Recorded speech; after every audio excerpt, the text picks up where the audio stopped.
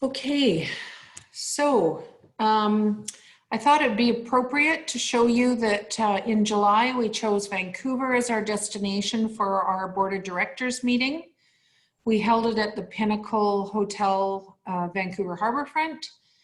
And we thought for a couple of reasons. One, because of the current economic situation that Vancouver is facing with so many key markets being restricted now because of the pandemic, but also to ensure that we're encouraging corporations and business alike to book within hotels. One of our messages to government when we've been working with the Department of Health, along with economic development, tourism, finance, has been that hotels are purpose-built infrastructure that are well structured in order for us to continue to hold meetings.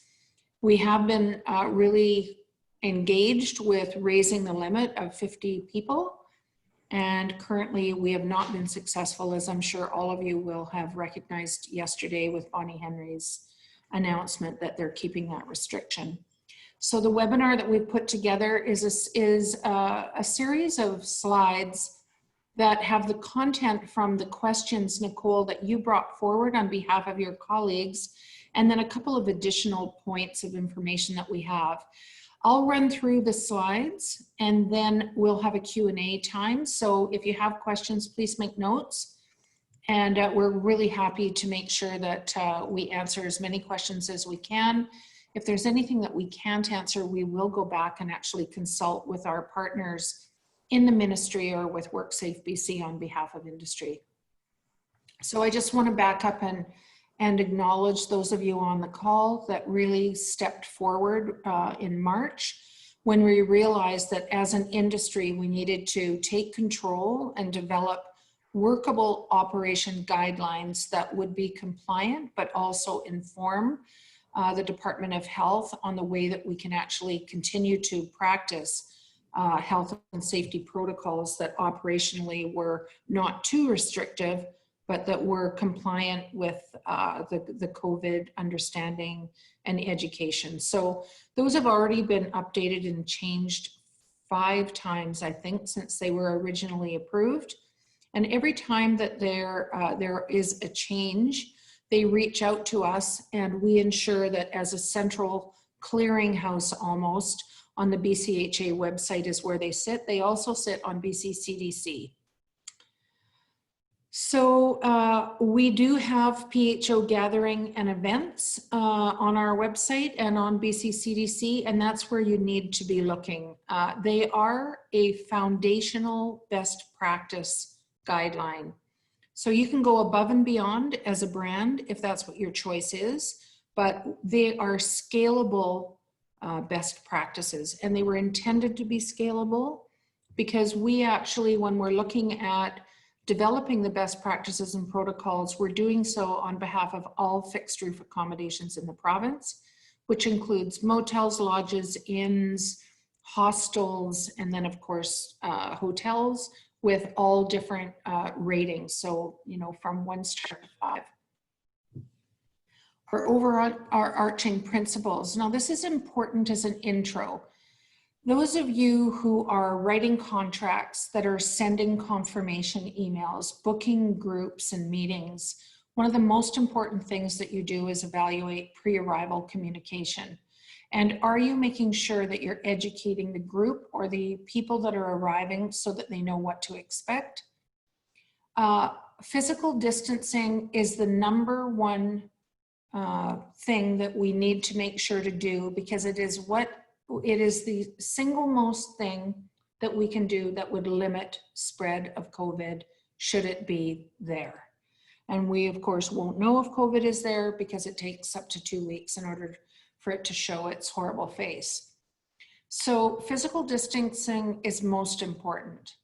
The personal hygiene things are obviously critically important for your team. So washing your hands and making sure that you stay home if you're not well. But physical distancing is actually more important than barriers. Barriers are the second most important thing. Masks are the third most important thing, and the PHO does not recommend that people think As long as everybody wears a mask, we're all going to be safe. Physical distancing is most important, then barriers, then masks. So you use a mask when physical distancing is impossible. When servers are serving in a banquet setting or in a restaurant setting, they do recommend wearing masks if the meals are not covered.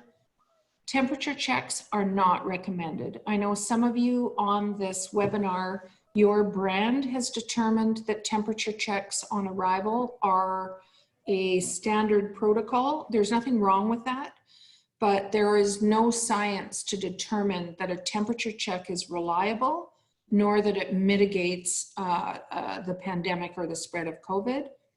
And there are also concerns from a WorkSafe BC perspective on temperature checks. And that really is that you could take somebody's temperature and let's say they have an elevated temperature, for example, then do you have a responsibility as an individual to care for that person? And then what do you do? Like, do you phone an ambulance? Do you tell them to go home? Do you refuse them entry? And if that person does have an elevated temperature, then is the person that is taking the temperature then in a position of stress because they've just had somebody with a temperature check? So I could go on and on about the temperature checks, but it is not supported currently by the health ministry. Hey, Ingrid, sorry to jump in. I think we may be having a screen share issue. Do you want to try sharing the screen? Is it not working? I don't think so. Oh, okay. Thank you. Let me go to, here I am thinking that everybody's seeing the beautiful slides that I've been, that we developed. My apologies. Okay, so,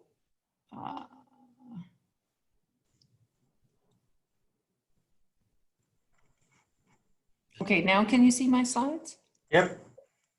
Okay, sorry about that. Okay, so here's the title page. Here's the lovely photos of our board of directors meetings. Here's the guidance and the link to the PHO gathering and events, which is on our website. Here is the overarching principles. So now we're caught up and we'll go to the main screen. Bubbles and cohorts. So work groups that regularly work together or who have been organized into bubbles are perfectly fine to meet at your hotel. So there will be some office circumstances with a corporation where people see each other every day and they are considered a work bubble. Or let's say you're having a social event and it's a family that has created a family bubble. And so if that is the case, and if those people say we're a bubble, then you don't have to practice the physical distancing. This is very important because it's something that you have to vet prior to their arrival so that you can plan your seating plan. What's most important is that you as a hotel provide the opportunity for contact tracing should somebody come down with COVID that was at a meeting at your hotel. Contact tracing is the single most important thing that the PHO is concerned about right now, which is why registration, seating plans, and that kind of thing is so important. 50-person maximum, you will have all heard Dr. Bonnie Henry yesterday. I can tell you we have a significant group of people that are working on changing that and actually increasing that limitation. At this point, there is no interest. And that really is because the numbers are going up in the province and there's concern around if it was to continue to go up, whether or not contact tracing would be possible. So the registration and arrivals, focus on contactless admin wherever possible. And I think check in, check out either at the hotel or when people are coming, have one entrance in, one exit. And then when people are saying, I'm here, and you're giving them their little name badge or whatever that it might be, just make sure again that there is distancing and that you're not sharing pens. You have, somebody has to sign something, that you have clean pen, dirty pen, and that you're able to sterilize those with your solutions that you're currently using in your cleanliness protocols. limit entrance and exit options. So within the meeting room, when you really consider the way that your hotel is configured, it's important, and signage is very helpful here, that you have people entering and people exiting and that they're compliant with that. That just ensures that that physical distancing is actually possible. Contract tracing records should be kept for all event for a minimum of 1 month. And again, this is about the gestation of COVID, and it actually puts you in a situation where you can assist the Department of Health should that be required. Maximum of 6 people per table. Again, that depends on the size of table and whether or not you have pods or bubbles coming in for your delegates. If they are not a pod, or if they're not a working group that already is working together, and they are people that normally are not together, then you do need to make sure that there is distancing around the table. If there isn't distancing possibility, then certainly masks are recommended. So the seating assignment is different than what we would have done pre-COVID, and that is, let's say you have a theater style event, or have people sitting at tables. People need to sit in the same seat for the entire time. And that enables you, should somebody come and ask where your floor plan is, you have the name, the contact information, and the floor plan. And then they can identify people around them that they need to do contract tracing. So keeping those records is really important. The maximum of 50 people in a meeting room excludes employees and vendors. And there is a marketplace vendor best practice and protocol standards that is currently being developed. It hasn't been issued yet. When you have your stations and coffee stations or break stations, you can have self-serve. There has to be a Santa station there. And that way people can reuse their cups, or you can use disposable cups.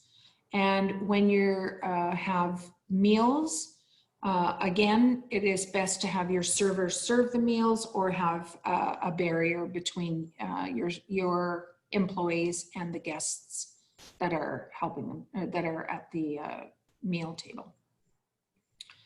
Receptions, physical distancing for mingling is permitted. It's kind of a strange thing. I don't know how many of you have held receptions, but you know, standing 6 feet apart from someone and trying to have networking conversations isn't quite the same, but it is certainly doable. And I've been to a few, and it is a little odd, but it can happen.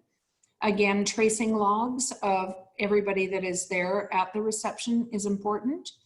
Dancing is fine. We're trying to be a little lighthearted here because, you know, there was a lot of conversation around, you know, if you have a wedding or you have a social event or a Christmas party, are you allowed to have entertainment? Yes, you can. They do need to be distanced from the guests, and dancing is okay. Again, you must have the registration of who was there, again, for contract tracing, should that be required.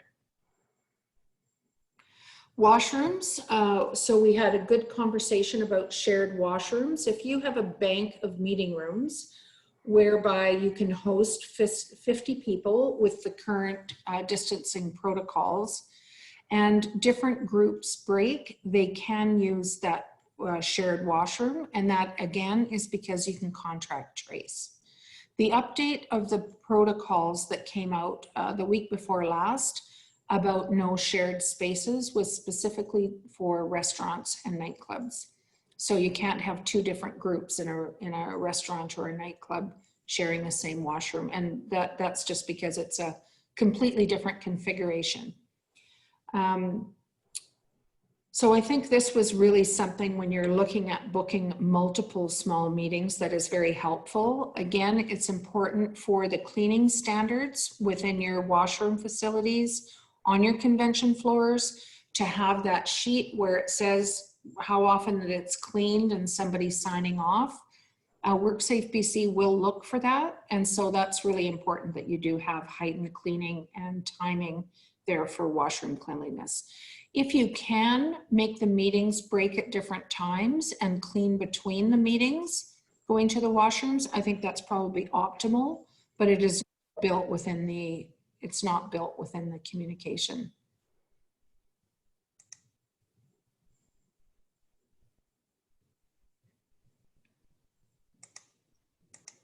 Oh, sorry, you're looking at my, oh, I don't know where I'm going here. Just give me a moment, please. Oops. There we go.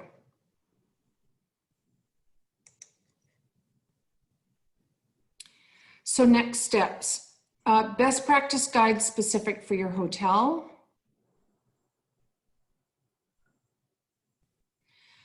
Training plan and safety plans. I'm sure you already have these, but review them every time that there's an update in the protocol. What's really important is that WorkSafe BC will have also that new protocol. So they'll be coming to your hotels, and when they come to your hotels to check, you actually need to make sure that you're informed and that your employees are informed. That's really what they're looking for, is making sure not only compliance, but also an understanding and education. Washroom and public space cleanliness, review with your entire team at your property, you know, communicate. That's definitely super important. And, you know, our responsibility as hoteliers all over the province is to build consumer confidence. Small meetings are a way that we can do that. Your employees can talk about how it's a safe place to be, how they were able to start getting back to work because the meeting segment is growing. But also all of those people that are attending the meetings are going to be able to do the same. Currently within British Columbia, one of our biggest challenges is consumer sentiment.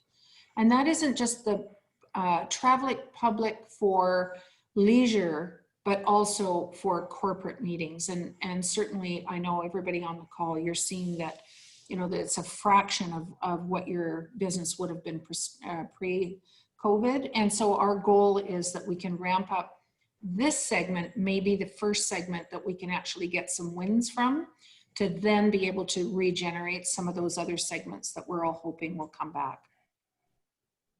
So that was the main part of the questions. And now what I'd like to do is to provide an opportunity for those of you on the call to ask any additional questions, any clarity that you might need, and we're here to make sure that we are answering any questions.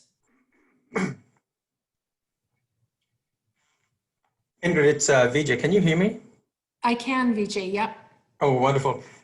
Good morning, everyone else. Thank you for your presentation again. I had a quick question, and I'll open it to everybody else too.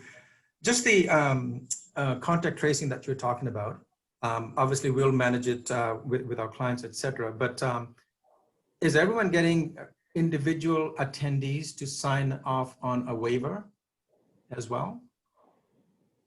What kind of a waiver? Waiver, I've seen a couple of places that have forms that ask those standard questions, you know, do you have fever and all that wonderful stuff? Have you been outside of the country in the last 14 days? All those types of things. Is that necessary? No, waivers are not actually recommended. And the reason for, I mean, if you want to do a waiver, there's nobody to tell you not to do a waiver, but I can tell you legally, they really don't hold a lot of credibility. But if you have a form or a waiver that somebody signs when they're coming in, you know, I mean, we certainly don't have a waiver form that we would recommend. Mm-hmm. And I think there are other ways that you're able to provide the contract trace information. If you choose to do a waiver, you know, far be it for me to say not to.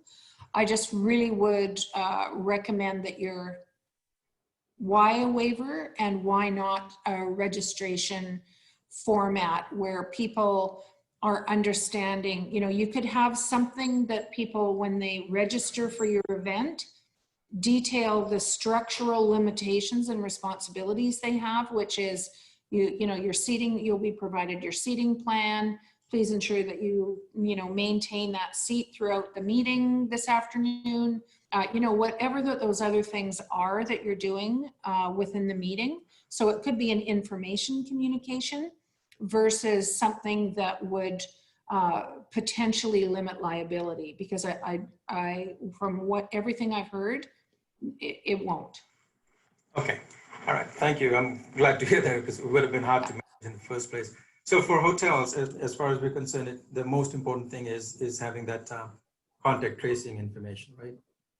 Yes, and PHO is all about that. That is the single most important thing. And I think when we show them how good we are at providing them the registration information, the contact information, any tracing information, they will be able to be confident that our industry, should the 50 go up to 100 or 200 or wherever it needs to go, that we actually already have something that would ensure that we could continue to do that. So that's kind of a way to dovetail and make sure that we're already showing the responsibility. I have a question in the chat here. What if the washroom is in the same building as our restaurant?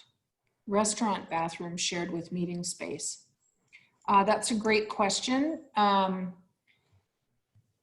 your restaurant, when you seat people, you keep a trace of where they're seated. And I suppose it would depend on how big that bank of washrooms are. I didn't ask this question. How big is your, who asked that question? Was that you, Linda? Yes. Hello, everyone. Linda from the Kingfisher Oceanside Resort and Spa on Vancouver Island. So we're an intimate resort, 2 meeting spaces. One of our meeting rooms, the largest, is in the same building as our restaurant. And so the washrooms are shared. And so And how big? Yeah, I've actually been to your resort, so I pictured it as you're explaining it. Yeah.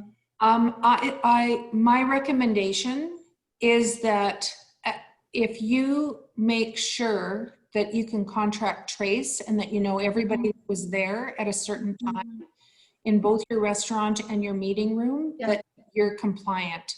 Okay. And the reason that I'm able to say that with some confidence is that the washroom situation in nightclubs and restaurants is entirely different than it is of purpose-built washrooms for convention space and restaurants. So, there has always been a occupancy limit.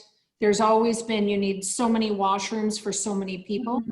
Exactly. So your washroom configuration and that you have your business license will comply with the occupancy that in pre-COVID.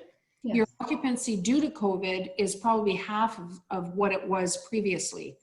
So that means that you're good. Okay, great. And may I ask another question? Yep. Just as an example, I had a call the other day for a Christmas holiday party. Yep. A repeat group, 24 people, so within our new capacities. So when they're going to have dinner, we'll put them at 6 people per round.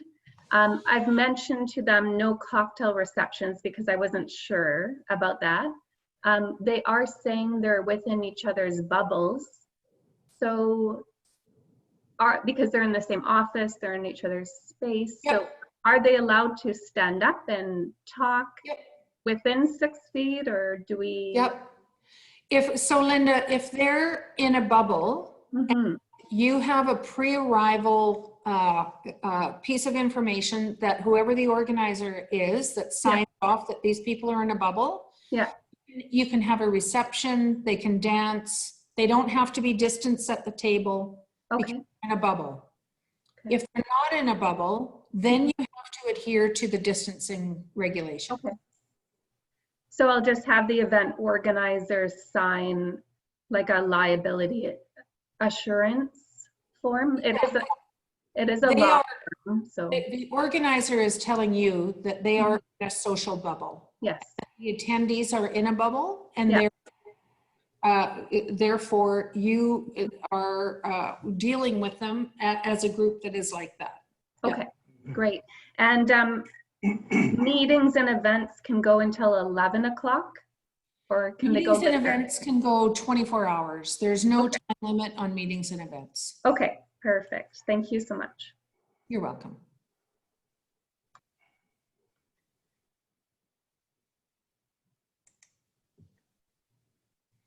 Ingrid, maybe I'll jump in with another quick question with regards the round tables and people sitting at it in pods or in bubbles.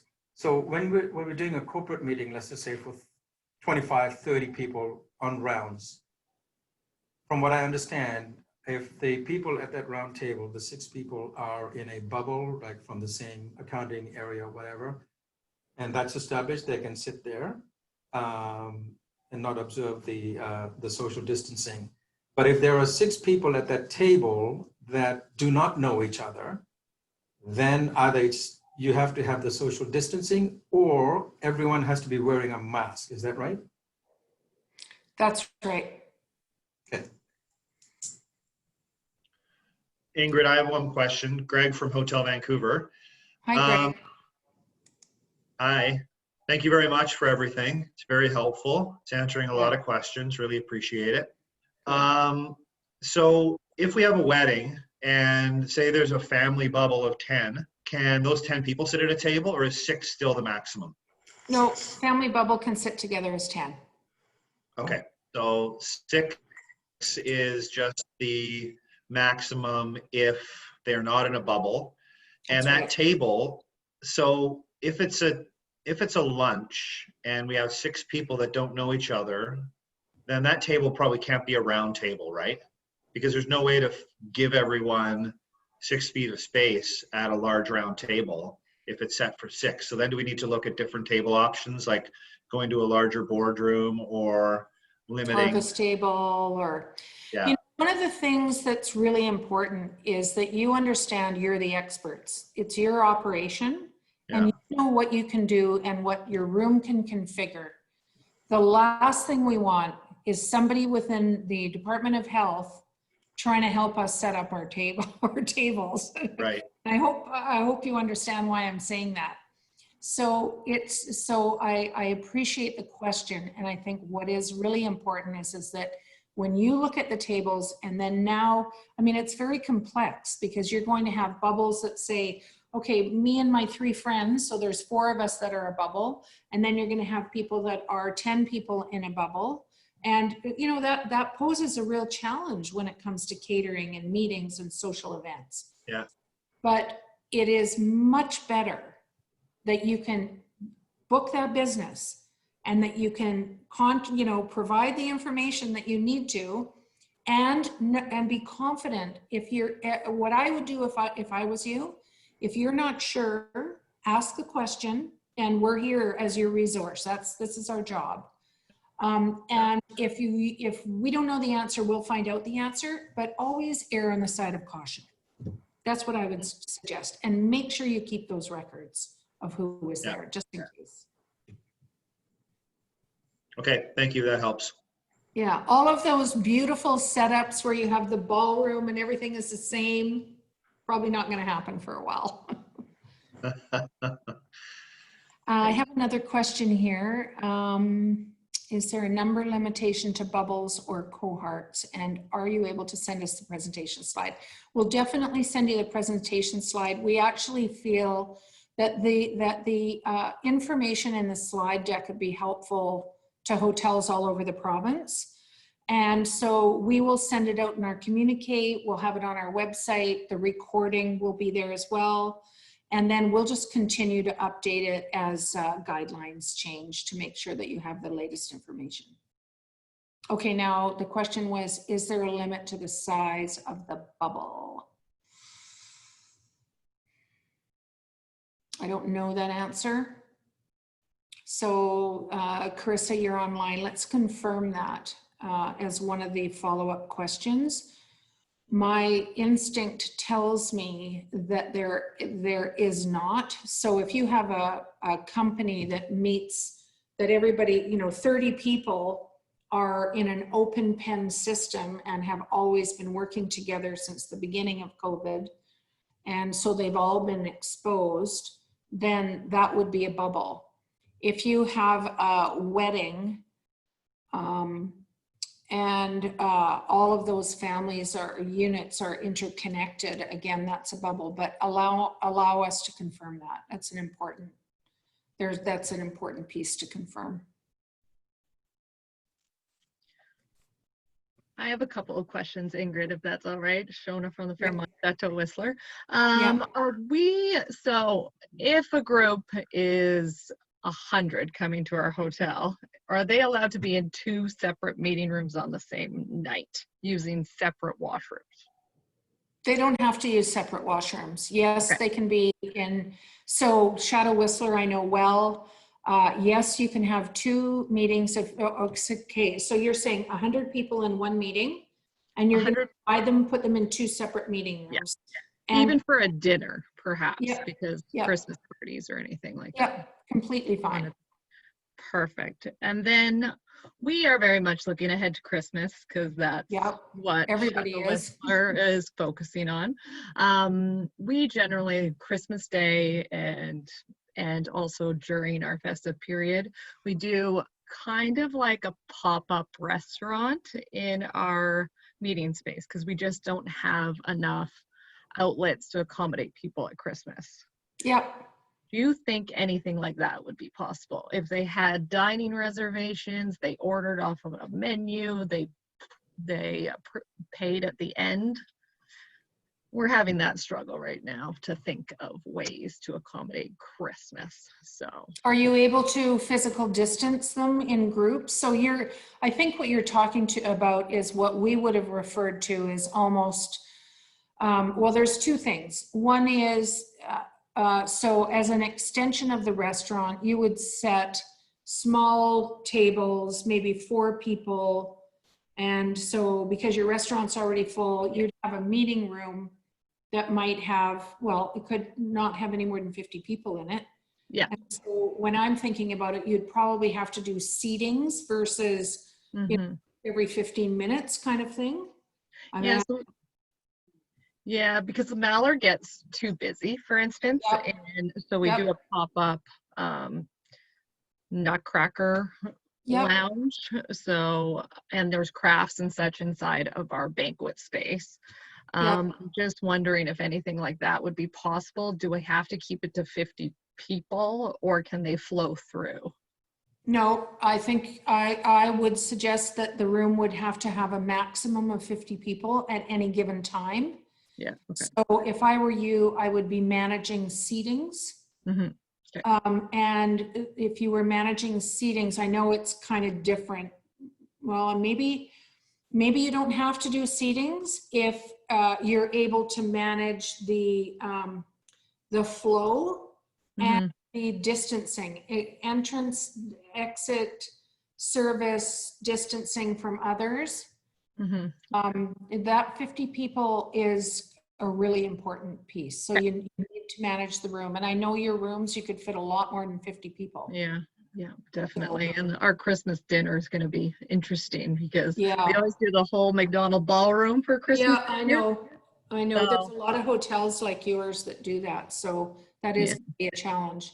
One thing that we used to do at Hotel Van quite a bit is just do seatings, every 3 hours you have a reservation and it's like everybody comes in, everybody goes, you clean up, everybody comes in, everybody goes. It's kind of like a cattle car, but it worked well. Okay. And then, sorry, one more question. If people aren't, say, in a bubble and they're coming to a 50-person gathering and they're having dancing, are we responsible for them to be socially distanced? On the dance floor? Yes. No.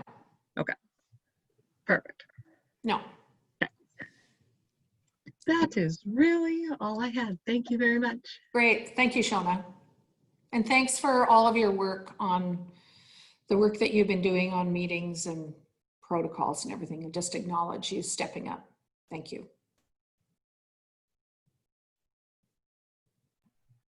May I ask another question? Yes, you may, Linda. Thank you. So a company comes for a meeting and they're in our meeting room and we have them 6 feet apart. And then it's dinner time. And then they transition into the restaurant. And technically, they're now allowed to be sitting 6 people per table, but yet we've kept them 6 feet apart all day in the meeting room.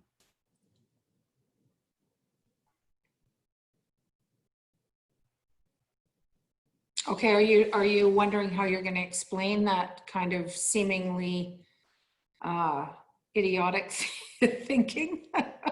Yeah, so I just, because I get calls and So then if I people- explain and then I'm like, it doesn't really make sense, but technically we're allowed to do this, correct? Yeah, I would suggest that the 6 people, if they're going to sit together in a restaurant, so the philosophy behind 6 people in a restaurant, Yeah, in fact, they are a pod.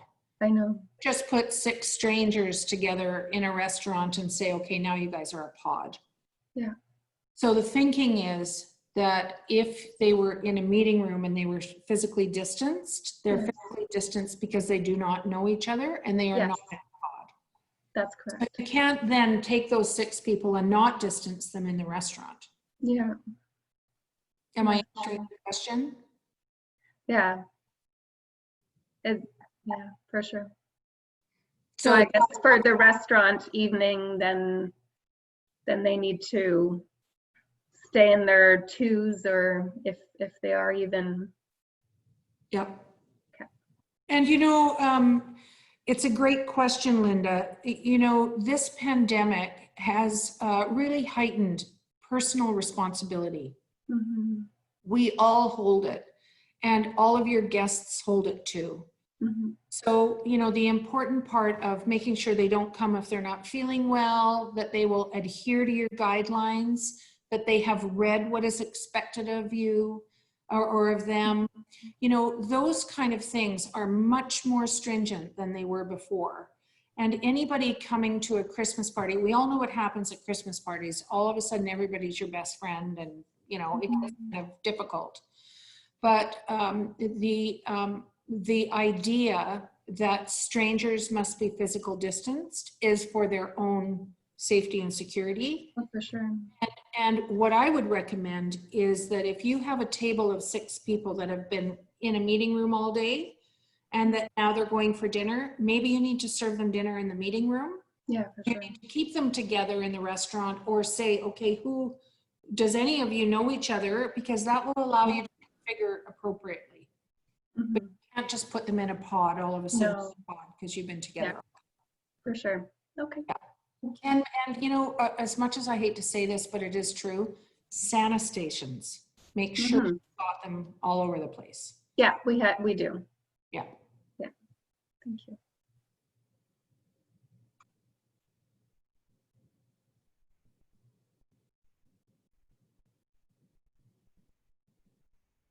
Any other questions? I have one question, Ingrid. This is Sarah from the Weston Bayshore in Vancouver, and thank you so much for inviting Aisha and I to be on this call. It's been tremendously helpful. Oh, good. I'm really pleased to hear that. Back to the washrooms. We have, it sounds like if we've got one set of washrooms in our lobby that serves the function space and our restaurant, that it might be easier if we have a function on. Right now, they're few and far between, that we're actually directing our restaurant patrons down to our secondary set of washrooms. But we're wondering about we've got a cafe, like a coffee shop in the hotel as well. So technically, if we're not capturing outside guests' names to that coffee shop, we could be in violation just because of the washroom situation. Does that make sense? I think I understand what you're asking. So on your first part of your question, if there is an opportunity for you to separate your restaurant patrons from your conference or meeting or party people in your conference rooms from a washroom perspective, I would do so. Yeah. That is just, I would definitely do so. If you have 2 banks of washrooms and you have 2 groups, don't just, oh, we only have to open 1 washroom. If you can keep them separate, I would recommend that you do. From a cafe perspective, interestingly, so you're not taking names in the cafe because you don't have to in a coffee shop. Yeah. Yeah, and yet those people would be using the same washrooms as the restaurant? Possibly. Like it's just, Yeah. it's so incredibly hard to control. Yeah, I hear you. You know, interestingly, I just had a coffee at Artigiano when I was in Vancouver last week or the week before last, and they actually took my name and number. Interesting. And I don't know how much of a problem that would be for you, but you know, I might, if you're able, I might go that route just to be safe. Mm-hmm. You're not able for whatever reason, then I think because you do take name and number in the restaurant, that it might be better to keep your restaurant and your conference room using the same washroom, because at least you have the contract tracing, where if you're not taking name and number in your cafe, then that kind of blows all that hard work up. Mm-hmm. Makes any sense? It does. Thank you. Yeah, you're welcome.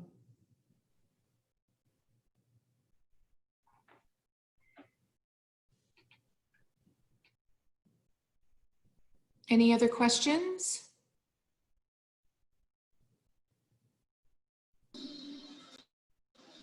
Hi, Ingrid. It's Aisha again from the Western Bayshore, and I actually have a question regarding the mic use. So we have weddings, different people will be doing different speeches. Is there a protocol that we must adhere to where each person will have to have a different mic prior to when they do a speech? Oh, geez, that's a really good question. Do you have how do you clean your mics? Our AV team will be able to wipe down mics and all of that, but if let's say you have a wedding and you have about 8 people doing a speech, right? Then it's not as seamless as you can't just put a podium mic on.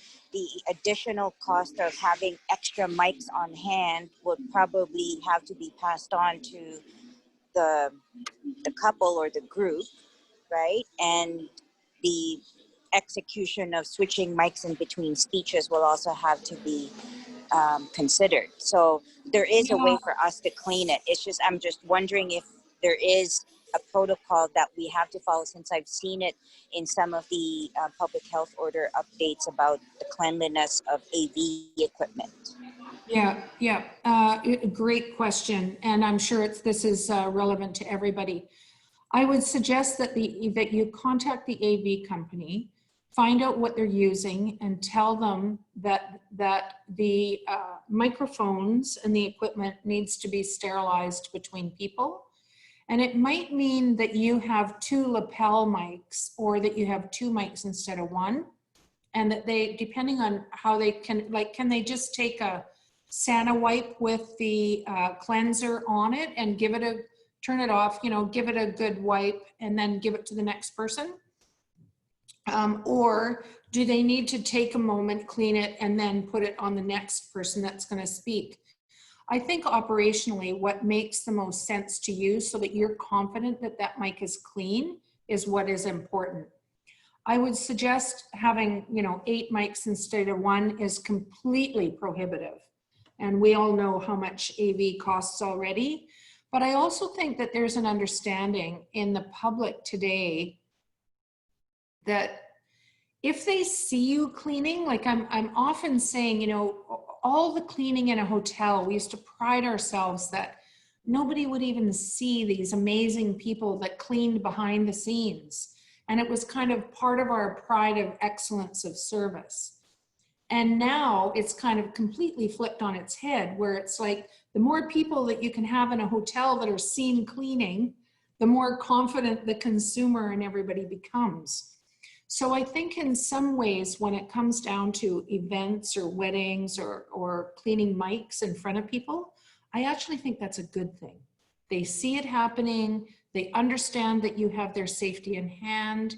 It also makes sure that the AV companies understand your commitment to it.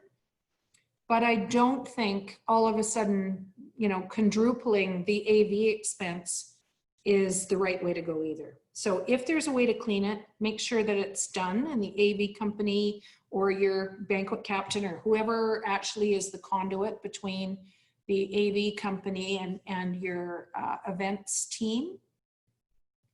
And I don't know how they clean them, but I bet it's a surface clean, I'm thinking. I hope that's helpful. I feel like I gave you half an answer, but I hope it's helpful. No, that is helpful, because I'm sure others are also thinking about the same thing, right? Yeah. So right now we've got a switch where we have a handheld mic that we'll be switching in between the speeches. Yep. Yeah, but I was just wondering if that was something that other hotels were also thinking about. The other thing is a coat check service.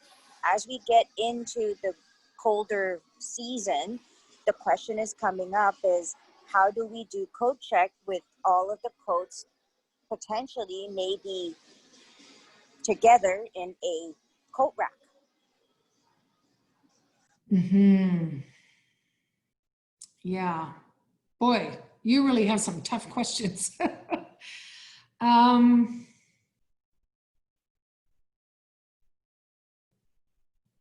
going to have to find out the answer about coat check. My understanding is there is a time frame by which we are confident that the virus is no longer a threat. And if that time is shorter, where you never know with a coat check, when somebody checks it in and then, you know, 3 hours later they leave, that's fine, I would suggest, but you don't know how that goes. And then you also have these little, you know, tabs that you're passing back and forth. I'm actually thinking it almost needs to be self-serve with a Santa station, but allow us to go and ask that question. And then we'll come back to you and update this group. Thank you.